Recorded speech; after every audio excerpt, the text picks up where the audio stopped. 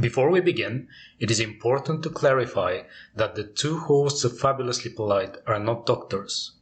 What you will hear in this episode is a discussion of our experience and is in no way advice. If you or someone you know is struggling with mental health, please see or refer them to a professional.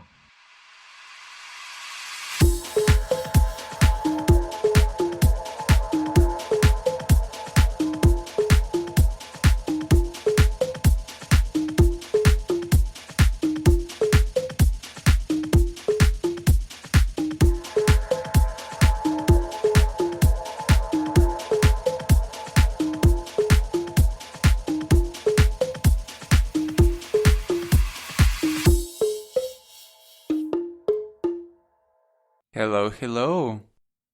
Hello, Kosta. How are you?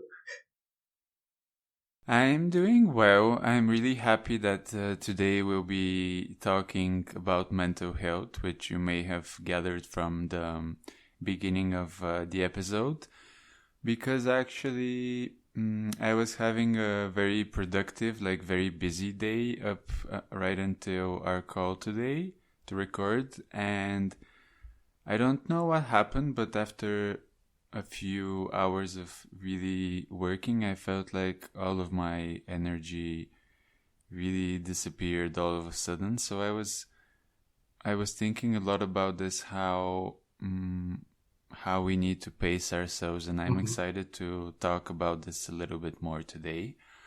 But other than that, as we talked in the Bulgarian episode, I recently was in Paris for an event with YSL, which was really, really nice. It was the launch of their new men's fragrance, Myself. So it was nice to have a little change of pace, go somewhere where there's lots of fashion, lots of interesting people, and to kind of soak up the vibes of Paris during Fashion Week. Now I'm back and I'm trying to live the fantasy for a little bit longer. On a scale of 1 to, let's say, 10, was this one of the more exciting things that happened to you this year? Yeah, it was probably maybe an 8. Oh, wow. I've been to Fashion Week before in New York when I was living there, so it wasn't my first rodeo, but it was really nice. The vibe in Paris was different, and I met lots of interesting people. There's some photos that I'm still waiting to get back from Paris, so keep an eye out. Awesome. How are you, Simo? I had a little bit of a meltdown. It's something that kind of inspired the episode, I think, and we'll be discussing this later. But other than that, I am okay. I'm healthy.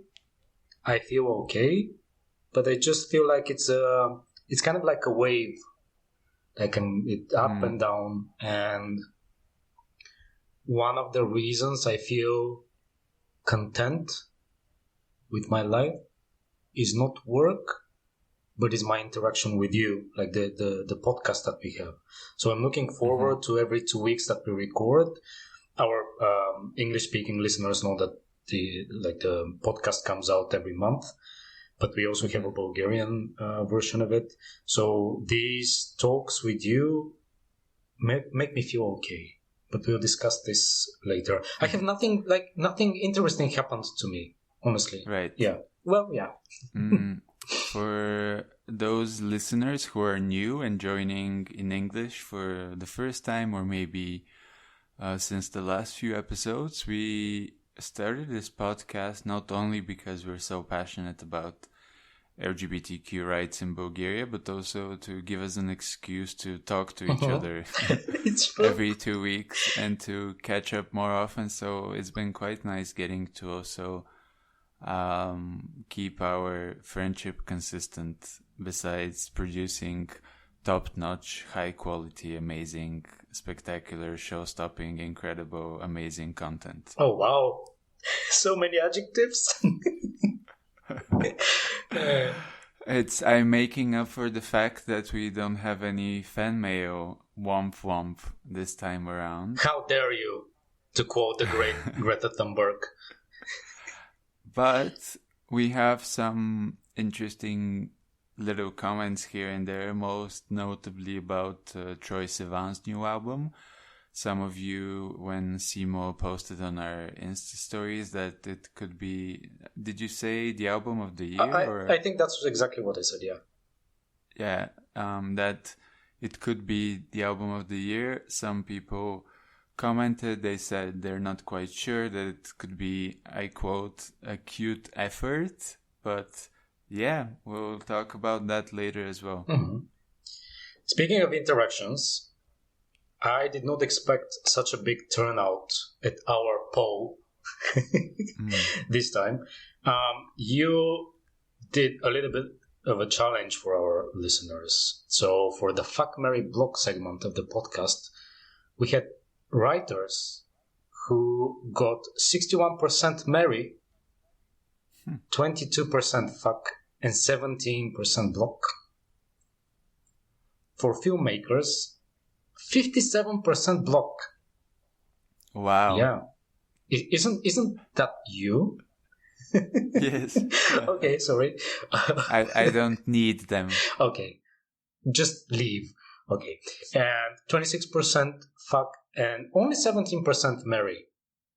And then we have actors, 65% fuck. I think this is the highest fuck percentage ever. I think so, yeah. Only 9% want to marry an actor, but can you blame them? And 26% block. Quite an interesting result. Maybe our audience is scared that the filmmakers will film them and make a juicy show about them. You know, it's a danger with writers as well. If you date them, then maybe they'll write a book about you. Well, mine would be a tragedy. Now, let's move to the new segment of the podcast. Speaking of tragedies, yeah. But this time something positive coming from the Catholic Church. Pope Francis is open to blessing same-sex unions, which is kind of unexpected, I think, and it makes my little heart melt a little bit. He said, when you ask for a blessing, you're expressing a request for help from God, a prayer to be able to live better, a trust in a Father who can help us live better, which I think is a wonderful way to mask, kind of, his support to the gay community. And hopefully more and more religions will be open to people like me and you to be accepted, I think, because it's important. It's a very compassionate position, I would say. But it's interesting that even within the church, like even when it's coming from the actual Pope, there's still so much negative pushback from other people in the institution. So I'm curious whether it will become more accepted within the church itself, because you know how unsustainable it is to have maybe one person in an institution who is supportive when the institution itself is not. So I'm hoping it becomes something more permanent. Me too. Our next piece of news is that Madonna just started her new celebration tour after some health issue. She's back on track, and she just had the first show of the new tour, I think, in the UK. And from the videos that we saw, it looks quite impressive. I was really curious who choreographed the show, and I was really surprised because it wasn't one or two, but maybe 4 or 5 of the world's top choreographers right now. She's working with choreographers like Sidi Larbi Cherbukiani. She's working with Damien Gelé. She's working with La Horde from France. So it's quite a mix of different like top-notch people. And for me, it just goes to show that she's always keeping her pulse on what's contemporary, what people are into, and she's always looking for new and interesting collaborators for her work. Did you manage to see any of the videos? I saw a few reels, and also Graham Norton was discussing her, I think on a morning show or something very, very recently. And the show looks spectacular. I mean, Madonna is an entertainer. I've seen her live. She was in Bulgaria back in 2009, I think. 7 or something like that, yeah. And she knows how to create a show. She's like professional. I think a big percent of our listeners are under 27, 25 maybe. And they're not like huge on Madonna. And I think they're missing out on a lot of fun music, fashion, LGBT rights. So I think you guys... Culture, absolutely. Yeah, you need to look into that. Because it's not only Lady Gaga and Beyonce. Madonna was like the big star. I think this tour is a great time to do it because it's a celebration of all of her past work. It's not a tour that is promoting specifically a new album or a new era, but it's actually a retrospective of everything she's done and everything she's accomplished. Sadly, I don't think there are any tour dates for Eastern Europe. I might be wrong, but maybe not. Yeah, but yeah. If you're listening and you want to buy us tickets and fly us out, we'll be more than happy to oblige. Yes, Madonna, thank you for listening. Now, speaking of huge stars, and what did you want to say? Sorry.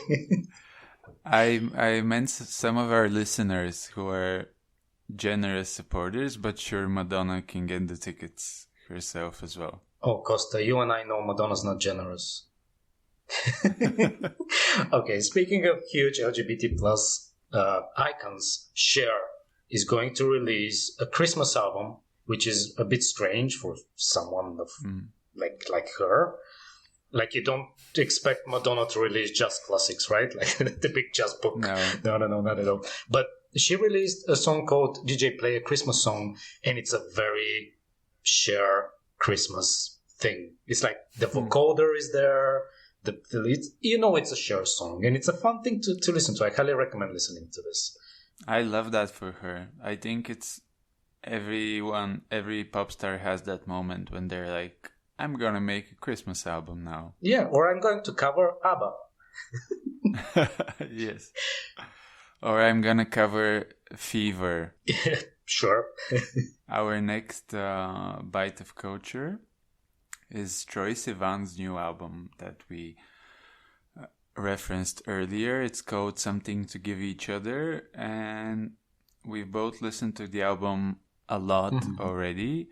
Something that he himself says about the album, there's one song called Honey where he sings that I see love in every space, I see sex in every city, and that's kind of the mood for the whole album. It's about really unapologetically celebrating queer love and lust in all its forms. It's very Gen Z, very free of labels, very, I would say, even hippie in a way. It's very free love, everyone loving each other, being very open with each other, which you can also see in the videos that we've already talked about, like Rush. And now we have the latest video for One of Your Girls where Troye is in drag. He's giving a lap dance to, what is the actor's name?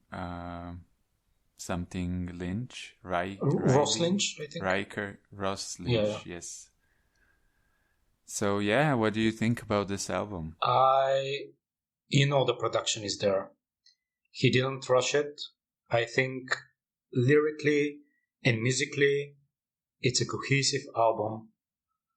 It tells a story, and it's something that we've been missing, or at least I was missing. It kind of throws me back to... I haven't been this excited for an album, I think, since Janet Jackson's... what was it called? Her last album was released, I think, in 2015. I completely forgot the name. Sorry, I blacked out. I'm not sure. Yeah, but Troye is very open with his sexuality. The lyrics are great. We have passion, we have love, we have like just chill, like lazy, not lazy, but like, enjoying yourself. And to me, and I don't want to swing our listeners into voting for the album for our second awards in December, but to me, this is the album of the year so far. Yeah, and it's very funny that when Rush came out in July, everyone was like, it's homophobic to release this song after Pride Month. And he said that, Pride is something that we celebrate all year, so it doesn't matter if it comes out in June or July, which is a great perspective.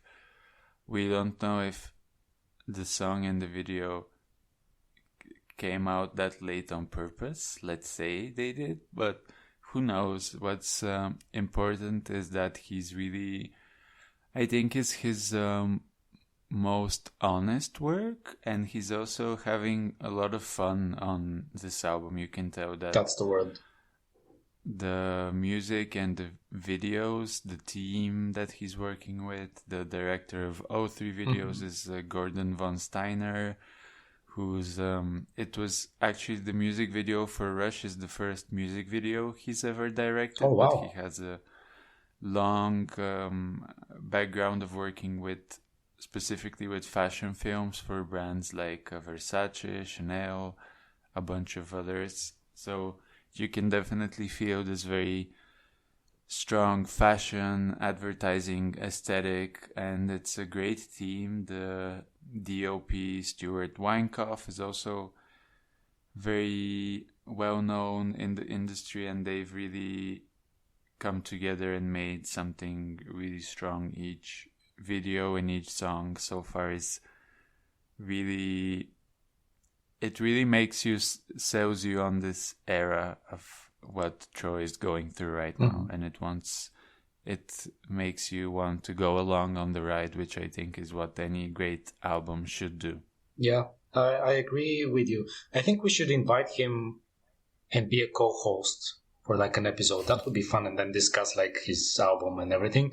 And I think he should, for his next video, he should work with Kosta Karakashyan. That would be really fun. I think so too. Do you have a non-single favorite song on the album? I think for me it's a close tie between What's the Time Where You Are and Honey. I like both of them a lot because they're, I don't know, there's something quite poetic about them. What about you? I love What's the Time Where You Are. I hope he releases it as a single, and maybe I can play the Love Lead or something when you direct. But or Corpse Number 4. Yeah, please. That's always safe. Yeah, that's my dream. That's been my dream for like 2 years now. I love the album. I'm surprised none of the singles were before we started recording. I mentioned the MTV Europe Music Awards. Yeah. And neither Rush has been nominated nor Padam Padam by Kylie, which is a little bit strange, I think. Of course, the albums came out later after it was like the nominations were announced. But I think this is one of the, like, both songs were the summer hits. Am I wrong? Yeah, I agree. Maybe someone doesn't like Australians. It's very homophobic. That's all I'm going to say. Speaking of which, not only did Saudi Arabia and Indonesia get a different cover, but I think the majority of countries in Eastern Europe also got a different album cover, which is the Rush single cover. And it makes me... We talked about this, yeah. How on my Spotify I get both covers, the one where Troye is has his head between a man's legs, and then the other one where it's just his face. And my Spotify cover keeps switching back and forth, so I don't know. I know the official one is the one with the man, but I wonder why the other one keeps showing up and which countries opted for that cover. Mm-hmm. Also, something strange that I noticed: one of your girls is spelled with 3 dots in front of the title in the Western Europe and I think Western world release, which is also a little bit strange. So it's like, I think we need to ask him what's going on. Troy, tell us. Go straight to the source. Mm-hmm. Also, we're talking about freedom and music, and one of the biggest bands of the 1990s was Army of Lovers, and they were, you know what, they were out there, like they were fun. It was like hits like Lit to Parade, which is probably the gayest song ever. And yeah, they were free. So after about 20 years of no new material, they are going to release a brand new album called Sexodus. And each of there will be 9 songs, and they're going to release each one of them every week. So the first one they released is called Love is Blue, and it features an Ukrainian singer called Ola Pulakova, which I think is a fantastic thing. The song is, I think it could become a sleeper hit. It's definitely not going to become a number 1 song, but it's a good thing to remember who the Army of Lovers are. They're just fun. Yeah, I can't wait to listen to the song. It sounds really great, and we love a good throwback. Absolutely. For sure. Some great news from Eastern Europe. The official submission of North Macedonia for the Best International Feature Film category of the 96th Academy Awards in 2024 is Housekeeping for Beginners, which is a movie about a queer woman who is forced to raise her partner's daughter, who herself doesn't want to be a mother. The director and writer is Goran Stolevski, and I'm absolutely excited about this because you don't get queer cinema from Eastern Europe be nominated for representation of a certain country at the Academy Awards, the Oscars. So hopefully we'll get to see it soon. It's a huge privilege that such a film was selected, and knowing how this type of selection committees work, especially in Eastern Europe, it's an amazing feat that they managed to do that. And definitely I'm very excited, and I hope that it shows that queer cinema can be successful and can resonate across Eastern Europe as well.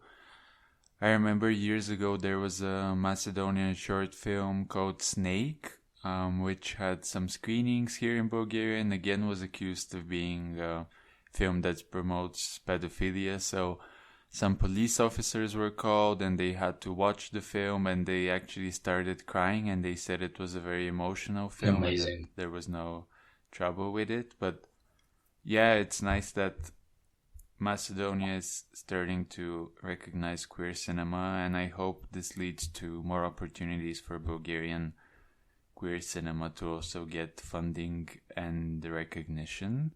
Our next piece of news is about a new film that I keep confusing with the 2023 French film Passage.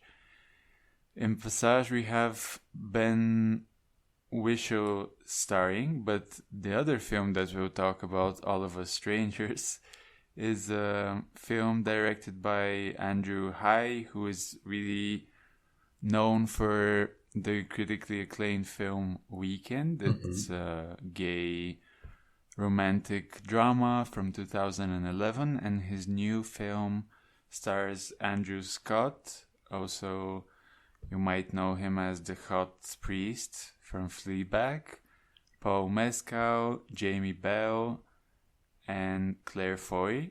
It's an adaptation of the 1987 book Strangers by Taichi Yamada, and the film is coming out theatrically soon. It's a hard plot to talk about. No spoilers. Yeah, it has ghosts, I think, gay sex and romance. That's What more do you all I want? can say. Yeah. The film looks quite fascinating. All of these actors are actors that I really, really adore. So I'm excited to see what type of story it is. I don't think I told you this, but when I was in London last month at Tate Modern, I saw Andrew Scott. We passed by each other. No, is he a And I was Scot? with a friend. Yeah. And I was with a friend who didn't know, and I was like, that's the hot priest from Fleabag. And they were very confused. And our final bite of culture is a screening that's even closer to home. It's this Thursday's upcoming screening of two of my short dance films, A Real Boy, which premiered on Nowness, and we've already talked about it, and the other film is In Her Skin, which is a dance film about the secrets that 5 women in a small sleepy town keep from each other. It's a film about the way we tend to judge others based on their appearance. And we're bringing both of the films to the big screen at the Steps at 7 p.m. this Thursday, October 19th, and it will be followed by a discussion with me and the director of photography, Ivan Tutsumanov, and the makeup artist, Alina Manova, who all worked on both films. It will be very fun. There are 2 films that I've never shown side by side, and screening is free, so everyone who's in Sofia, please come on Thursday and bring your friends. It's gonna be fun. This is still fabulously polite, and this is the moment where we thank our Patreon subscribers. We want to say thank you to Tony, Dimana, Stella, Borisław, Cetan, Zurnica, Vasil, Ivailo, Nick, and the last one. Please close the door. It's been fantastic that you've been supporting us. The money that we get from you goes for the production of our short gay movie called They, which we can't wait to get started on. But more on that soon. It's every bit of support that you're giving to the podcast and the film means a lot to us. So we'll update you very soon with some new news about the film.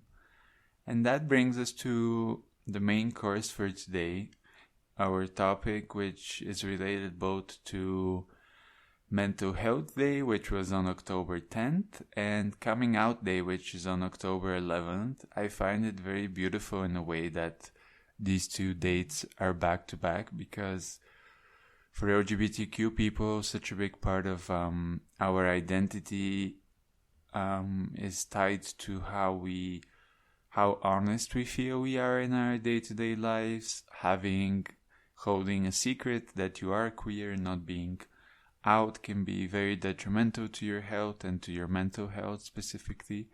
So it's interesting to talk about these 2 days in the same sentence, don't you think? The title of this episode is Mental But Healthy, and it turns out you and I were both thinking about having this as a topic of the episode without telling each other, which is, I think, great. It's kind of like a great thing that we work together and we find ways to, what's the word, like synchronize.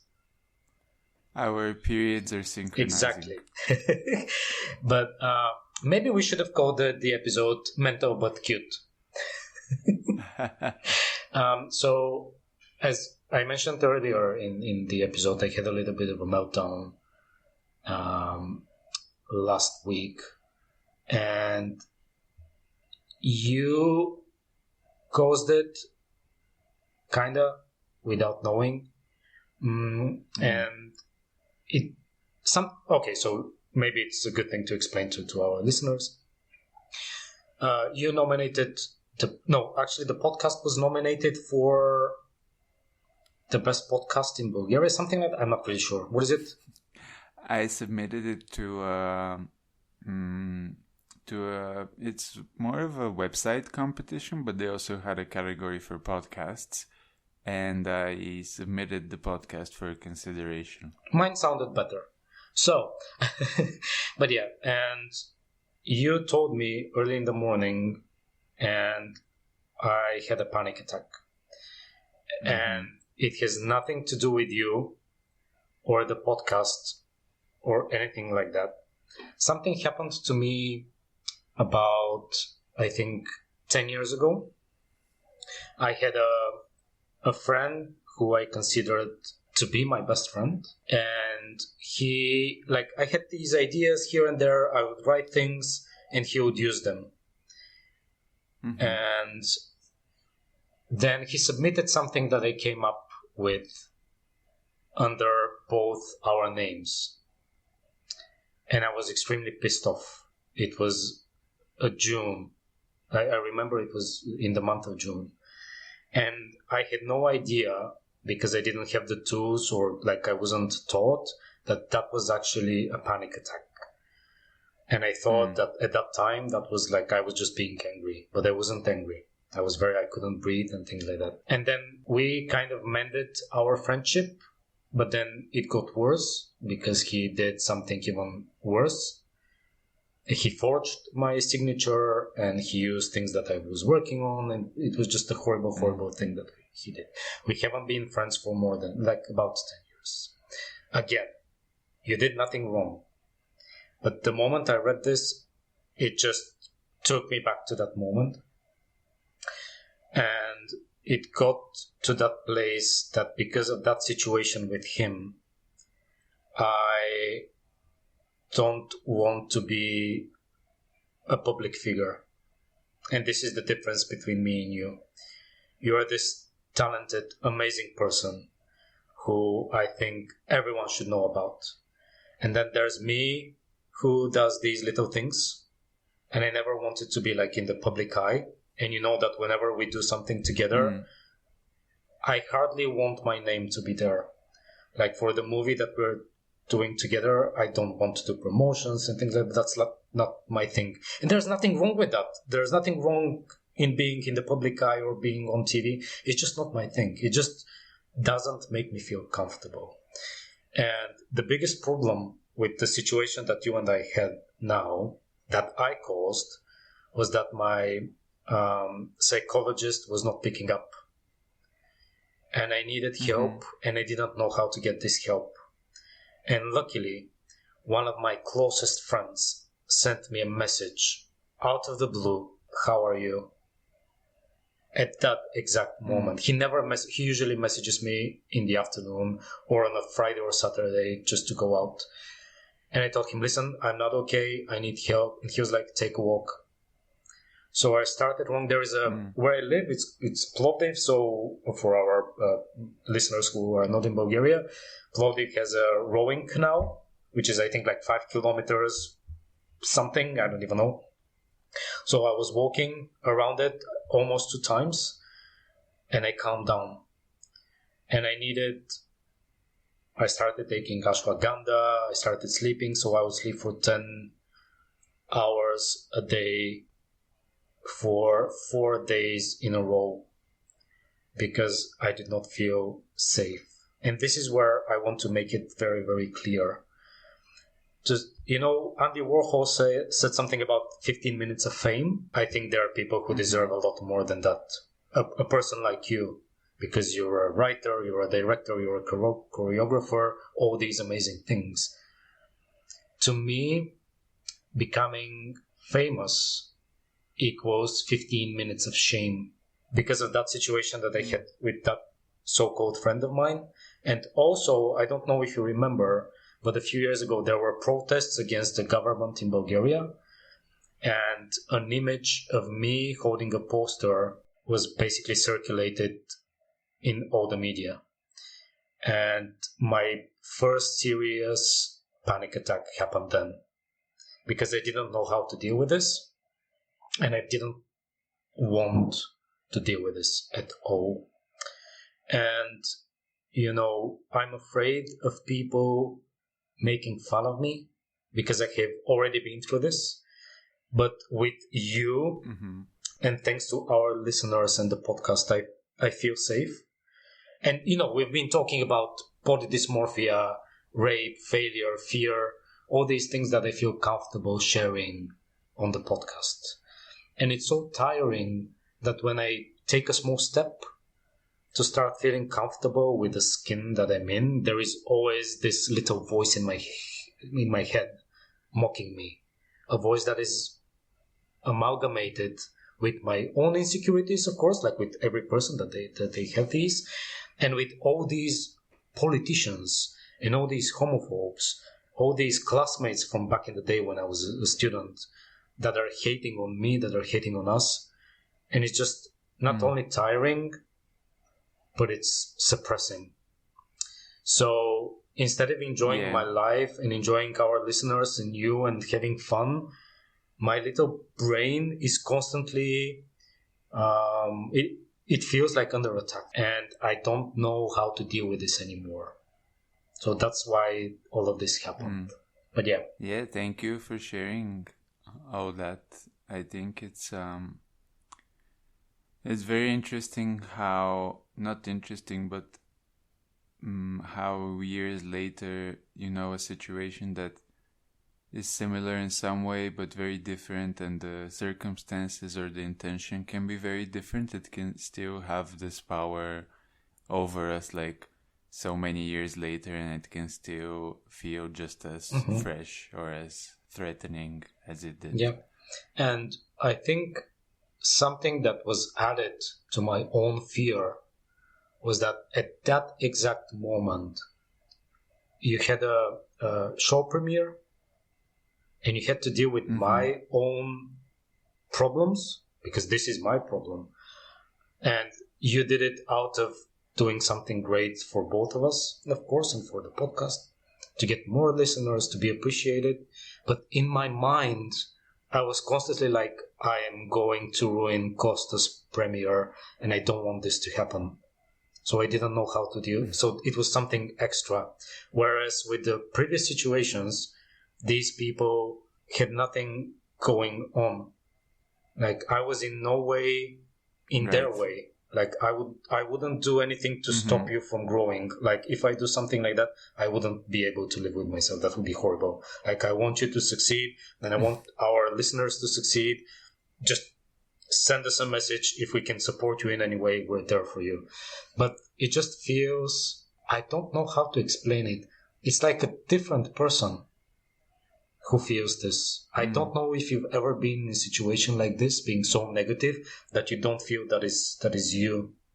Not that I can recall specifically in this context, but I think we all, I don't know, we try to label these parts of our personality as something outside ourselves or something different, but it's important to integrate them, because they are, all of these emotions and experiences are stuff that we have actually gone through, so they're part of us objectively.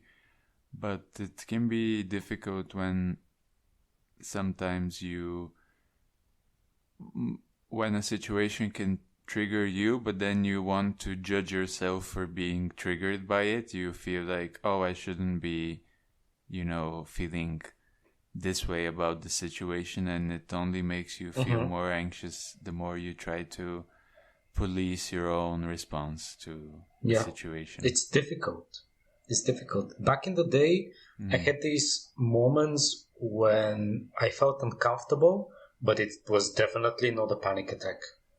So I would, like, if I didn't feel comfortable after a situation, I would go out and eat. A lot of people, I think, go out and spend money on clothes or whatever. I would just eat. I've been having this horrible relationship with food, and I think it's like the result of my depression, like the constant fear or whatever you want to call it. So that's the way I cope. It's food. It's not books. It's not TV series. It's not movies. It calms me down to cook, and that's why I've been cooking. And I know some listeners who've met me, they're like, stop talking about food. Actually, this actually happened. But yeah, I'm sorry. It's just the way that I cope when I'm down. It just helps me. It calms me down. Thank you for sharing both the way you feel, but also these coping mechanisms, which I think is really important, because at the end of the day, like, we can't control the way we feel, but we can control how we cope with it, right? Like, we can control which reaction or what type of response we have. So I think for every problem, we can find ways that are more, I don't want to say healthier, but more things that will serve us more, and things that might feel good in the short term. You know, you can numb any problem with things that at the end of the day are bad for you but feel really good in the moment, but you can also try to find like a healthier way, like you say with cooking. Like, that's a great process or a great activity to go to. And it's this type of fears is something that we all have. For me, when it comes to being seen or observed by society, for me it's not like, sometimes I enjoy it, sometimes I don't, but I know that for my work and the industry that I want to be in, it's a important trade-off to be able to go in front of people and convince them and defend why the art that I'm making is important, why it's something worth their time and their attention. So for me, it's not always something that, you know, comes naturally, but it's something that I know is part of the work. So I've kind of made myself in my head feel that putting the work out there is so important that it doesn't, I mean, if I was feeling more stressed out about it, then probably it would be more difficult, but I've kind of made it feel like a necessary part of the work or a necessary evil, so I don't even pay attention to it, because I know it's one of the steps that I need to take to actually get to do the things that I want to do, to be able to, you know, draw an audience or have access to the funding and the resources that I want. But I definitely, talking to you, I understand. And when you messaged me, I did have this moment of, you know, confusion, trying to understand what it is and where is this coming from. But then I was thinking to myself that it's not my place to kind of rationalize to try to say, like, if your behavior is rational or not, or if it's right or not. That the only thing that matters is how the situation made you feel, and we should go from there, and not what the exact details of the situation was. And we managed to figure it out quite quickly. Yeah, absolutely. Again, you did nothing wrong. I think I don't know how to explain this. I kind of feel like this is my safe haven, Fabulously Polite, and the Bulgarian version. We get to know these amazing people who listen to us. We've already met some of them. We had a meeting back in December last year. And I feel safe. And it's not often that I feel safe as a gay person in Bulgaria and in Eastern Europe. And then I just feel like if we get spread to the wrong people, this would be the end of me. In a way. Yeah, very dramatic. Well, drama, honey. But at the same time, you're a person who is on stage, and everything you do needs to be seen or listened to, or what's it like you need to interact with these people. Consumed. Absolutely. Consumed is the word, yeah. And then I took away this from you by not feeling comfortable doing this for the podcast. And again, you did nothing wrong. There was no rationale. Again, I don't know. I know why I reacted this because it took me to two different situations. So yeah, you know this, but the listeners don't. Many years ago, I was nominated and I received an award as one of the 40 Bulgarians who changed Bulgaria for the better. 40 under 40. 40 under 40, yeah. I'm still under 40, thank you very much. And then, because of that situation with my so-called friend, I felt so out of place. And I took a really hot guy to be my date for that event at that time. I was on stage with these other 40 people. We were 40 people on stage. And there are only 2 pictures of me. And one of them is just my head behind the shoulder of a guy. I just did not feel comfortable. And I know there was dinner or whatever it was. So I turned around after we got the awards. It was a certificate or whatever. I don't remember anymore. I turned to the guy and told him, would you feel okay if we left? And he was very surprised. And I just didn't feel okay. So these types of events are definitely not my thing. You know me, I've had a few exhibitions, my photography. I hardly ever promote them. It's just a mental block thing that people would mock me, or again, someone would take something away from me. This joy that these people took away from me. So yeah, I apologize for having to go through this, but I think it's important to talk about our mental health.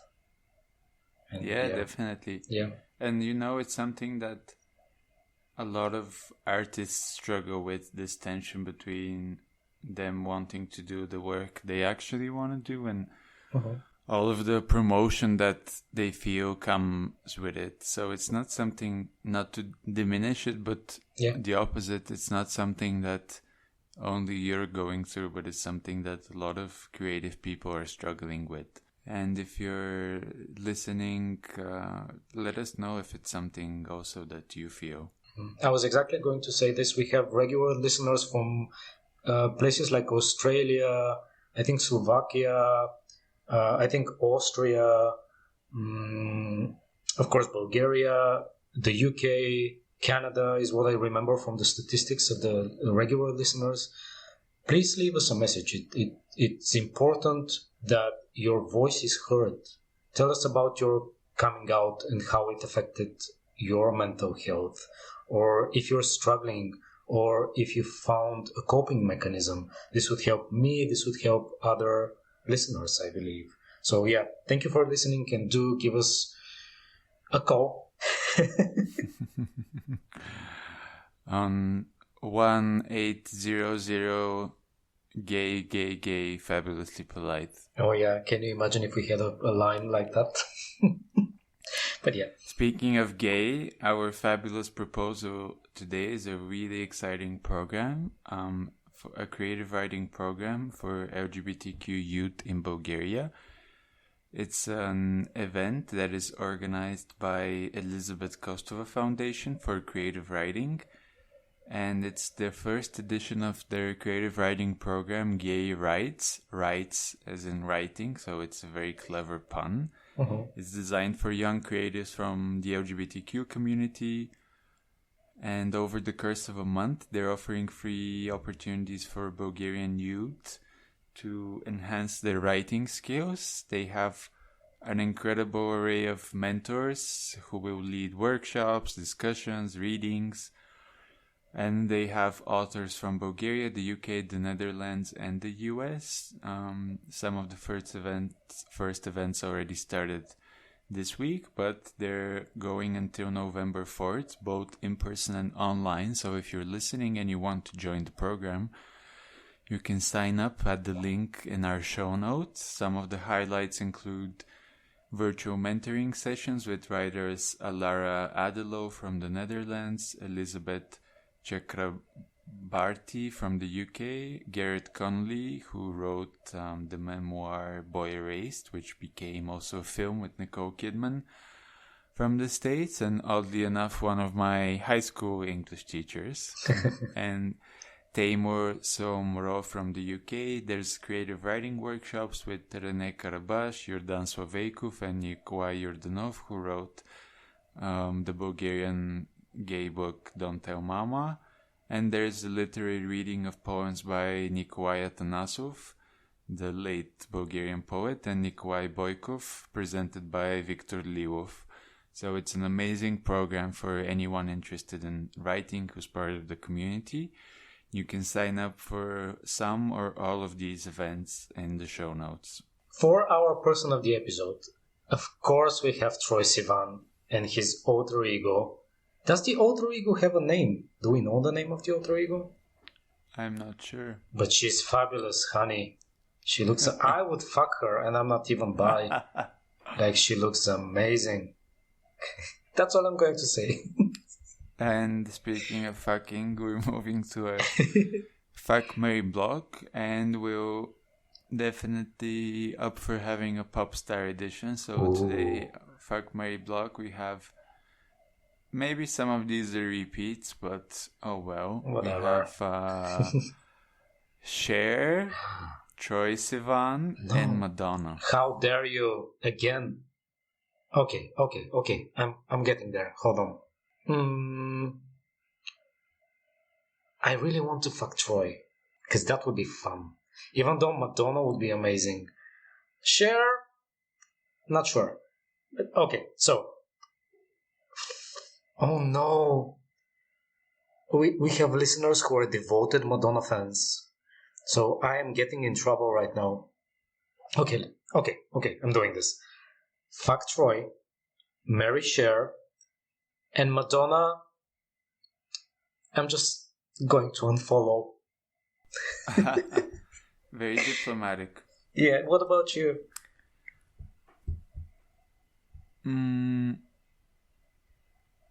Maybe fuck Madonna, marry Troye, and block Cher, just because she's had the most... she's had the biggest run so far, and I'd like to give the others a chance. What a lovely way to put it. Thank you for listening to another episode of Fabulously Polite. If you liked listening to us, you can support us on Patreon with 3 levels of support. All of the funding goes towards the production of our new short film, Day.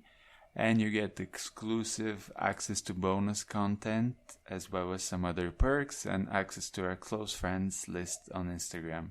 Please follow us on Instagram, find us as Fabulously Polite, or send us an email. You can see the email in the description of the episode, wherever you're listening. Send us fan mail. I've been Simeon Todorov. And I'm Kosta Karakashyan. Bye!